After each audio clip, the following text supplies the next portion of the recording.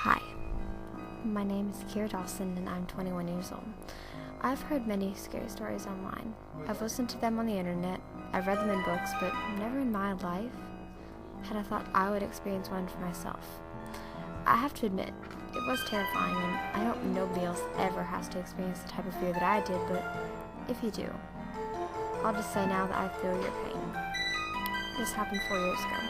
I was still in high school. My best friend Paige and I had decided to go on a camping trip with her two cousins, Ryland and Emma. I was 17 at the time. Paige and Ryland were also 17, but Emma was 14.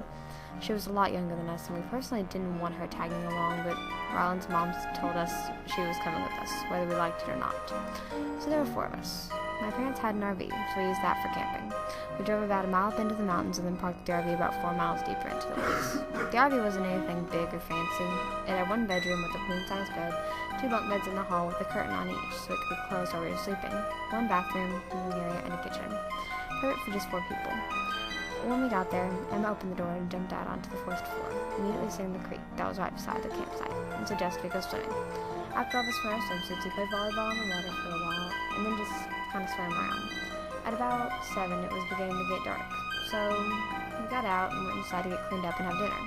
Paige went into the bathroom first to take a shower, and Ryland and I sat in the 2 driver's seats at the front of the van.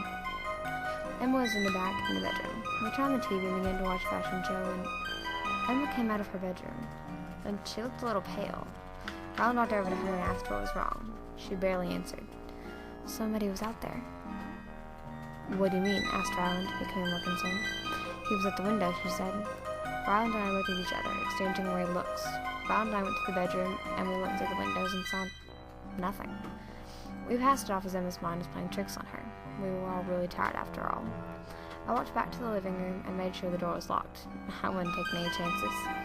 I continued to watch the TV while Ryland took her turn in the shower, leaving Emma and I in the living room while Paige dried her hair. My eyes randomly shifted to the front windows of the RV, and I thought I could see an outline of a person standing at the edge of the woods. I rubbed my eyes and looked again, but it didn't go away. It looked as if the person was crouching behind a bush, trying not to be seen. It was almost 8 at night and going on very dark outside.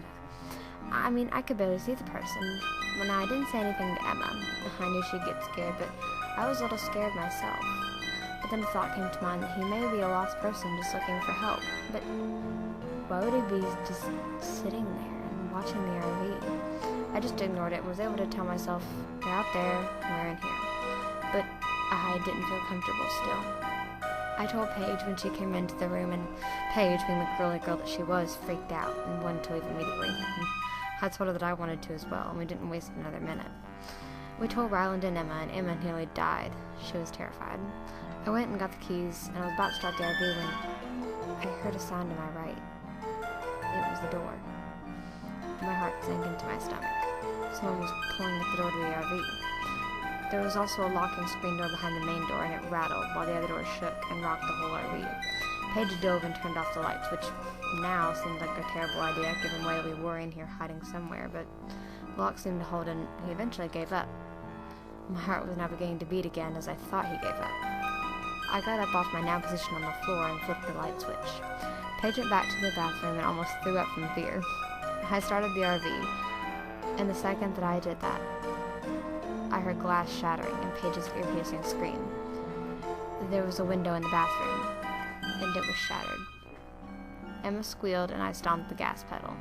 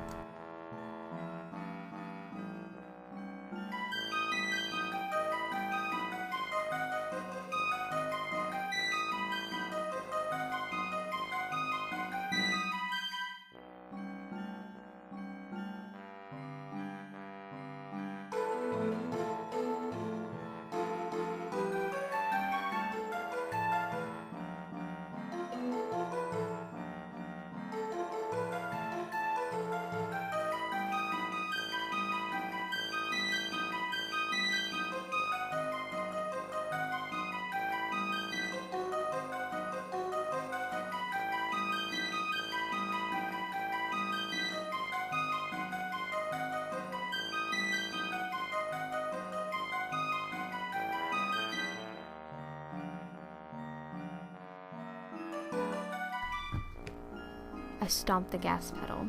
The RV took off and turned around, the headlights revealing a figure standing where the window was. I drove down the dirt road and headed back up toward the main road. After about 5 minutes, everyone had calmed down. Minus Paige. She was still in shock. She told me as we were driving that the man smashed the window and his face came through the window. And that's when I pushed the gas and he jumped out and out of the way. The entire drive home, I felt like we were being followed. But Ryland and Emma kept watch out the back window, while Paige watched through the side windows in the kitchen. We still to this day have no idea what this man wanted with us, but my father did search the RV when we got home and found a pistol that had fell through the smashed bathroom window. If this man had a gun, I'm guessing I know what his intentions were, even though I hate to think about it. We never returned to that camping spot, but we did always wonder, was this the man that Emma saw at the window? Or was that truly her imagination?